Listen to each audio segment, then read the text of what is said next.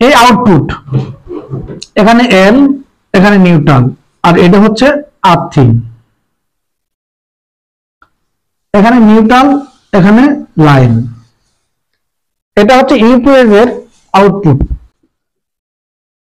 220 volt যে output দিবে আপনার বাসা বাড়ির, সেটা হচ্ছে আউটপুট। তো আউটপুট যখন আপনারা চেক করবেন, একটা টেস্টার শুরু করে চেক করবেন, দেখবেন কোনটাতে টেস্টার শু করছে।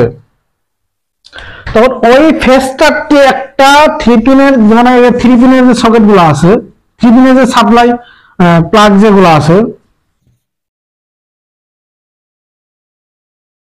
দেখবেন এখানে লাইন আর নিউট্রাল। যদি এটা অবলম্বন না করেন বা শু করে, বা একটা জিনিস করতে পারেন যে 3 পিনের যে প্লাগটি আছে, প্লাগে এল এম আর্থিং লেখা থাকে, তাহলে আপনি সরাসরি কিন্তু এল এ কানেকশন করতে পারবেন একটা তার দিয়ে। যেহেতু ইউপিএস দিয়ে একটা তার দিয়ে আপনি বাসা বাড়িতে লাইন কানেকশন করবেন, এখানে দুটো তার দিয়ে লাইন কানেকশন করতে পারেন, একটা তার দিয়ে লাইন কানেকশন করতে পারেন, বা আর্থিং আপনি ব্যবহার করতে পারেন আপনার সুবিধা অনুযায়ী, বা আপনার যদি ভালো বুঝেন সেই ক্ষেত্রে।